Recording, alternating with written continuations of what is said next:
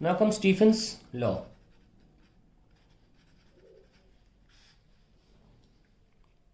It states that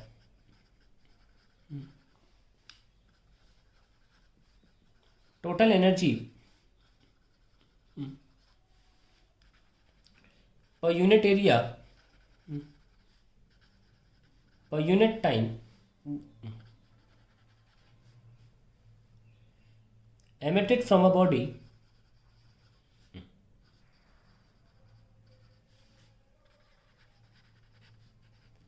is directly proportional to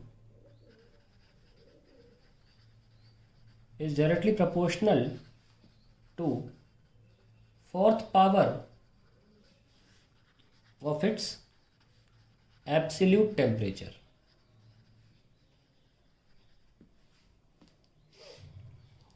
क्या बोला? Total energy per unit time per unit area from a body is directly proportional to fourth power of its absolute temperature. देखिए बहुत बार ये जो term है use हो रही है, total energy per unit area पर यूनिट टाइम. होता क्या है actually? Energy upon area upon time. होता क्या है? इसे बोलते हैं इंटेंसिटी.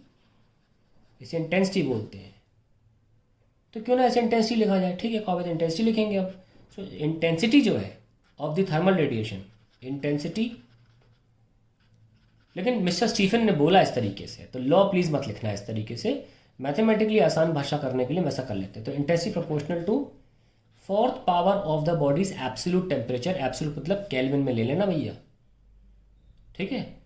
और जब इंटेंसिटी को आई से दिखाया जाता है is equals to sigma T power 4. वैसे सिग्मा क्या हो जाएगा? स्टीफन्स बोल्ट्जमैन कांस्टेंट होता है. वैसे इसको स्टीफन्स लॉ भी बोलते हैं और स्टीफन बोल्ट्जमैन लॉ भी बोलते हैं. -8. ओके. और इंटेंसिटी की यूनिट क्या होती है? What per metre square. देख लो ना, एनर्जी अपॉन टाइम वॉट हो जाएगा, watt upon area metre square. तो वॉट पर मीटर स्क्वायर लिखो, watt per metre square. Intensity को नीचे केल्विन ले जाओ, केल्विन की पावर 4. स्टीफन बोल्ट्जमैन की यूनिट क्या, इसका डायमेंशनल फॉर्मूला बहुत इंपॉर्टेंट है एग्जाम पर्पस के लिए. सो इंटेंसिटी क्या आ जाएगा? Sigma T power 4. That is what Stefan's law said. Now आप चाहे तो इसको पावर फॉर्म में भी कन्वर्ट कर सकते हो, सिंपली एनर्जी फॉर्म में भी कन्वर्ट कर सकते हैं. देखिए पावर फॉर्म में करेंगे तो पावर फॉर्म, अगर पावर फॉर्म में करना है तो इंटेंसिटी पावर अपॉन एरिया होता है is equal to sigma T power 4. तो पावर आ जाएगा सिग्मा ए टी पावर 4. मैं ऐसा इसलिए बना रहा हूँ क्योंकि शायद आप ऐसे फॉर्मूलेस भी देखें.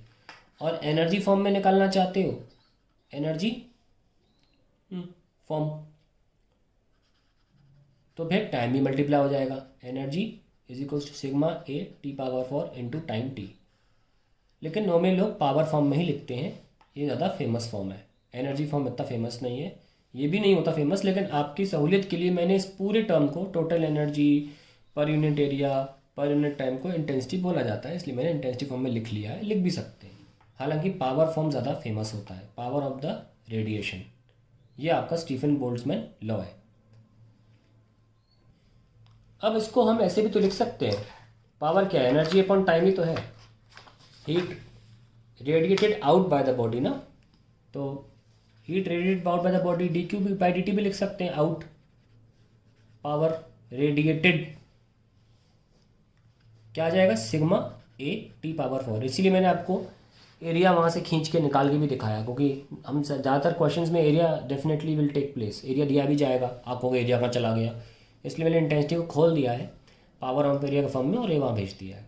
Now let's write about net. अभी तक हमने सिर्फ रेडिएशन की बात करी है, लेकिन हमने जैसे कि पिवोट्स थ्योरी में माना था कि बॉडी कुछ एब्जॉर्ब भी करती है और at the same time emit भी करती है ना, दोनों चीज़ें. तो नेट क्या हुआ? नेट हुआ कुछ वातावरण से लिया, कुछ वातावरण को दिया. तो लिख लेते हैं,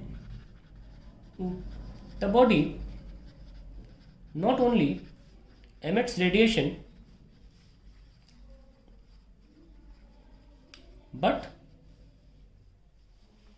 absorbs as well, absorbs it at all temperatures.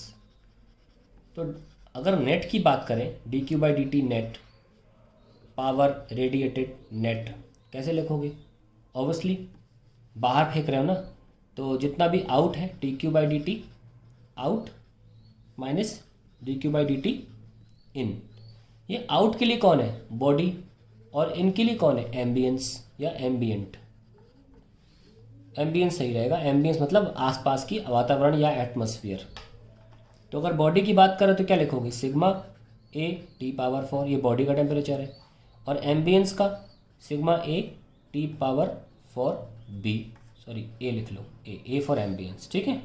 तो अल्टीमेटली क्या आ जाएगा, sigma A T power 4 minus T A power 4।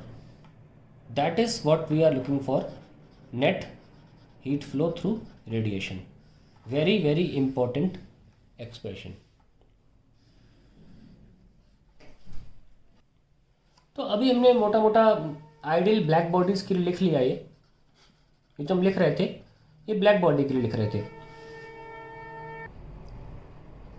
अभी हम जनरल बॉडी के लिए लिखेंगे जो बहुत इंपॉर्टेंट है, क्योंकि न्यूमेरिकल्स आते हैं, फिर वहाँ पे न्यूमेरिकल्स में जनरल बॉडी बहुत आती है, ब्लैक बॉडी भी आती है, और जनरल बॉडी इनका एमिसिविटी भी होता है, एब्जॉर्प्टिविटी भी होता है, उनको ध्यान में रखते फॉर्मूले लिखने वाले हम स्टीफन बोल्ट्जमैन लॉ। ध्यान से देखिए, ये ब्लैक बॉडी के लिए था, आपको फर्क समझ में आ जाएगा कि जनरल बॉडी के लिए कैसे लिखा जा रहा है। ना फॉर अ जनरल बॉडी,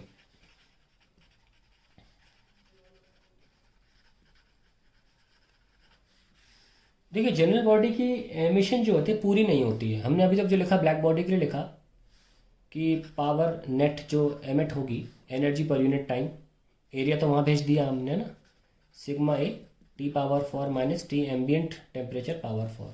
ये किसके लिए था, ब्लैक बॉडी के लिए था।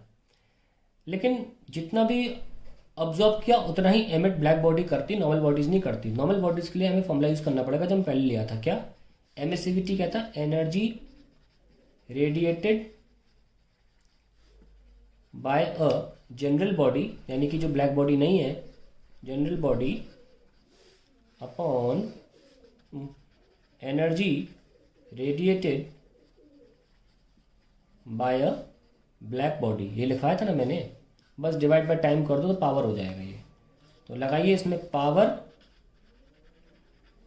Of general body upon power of black body. तो आ गया power radiated by general body is equals to E times power of black body.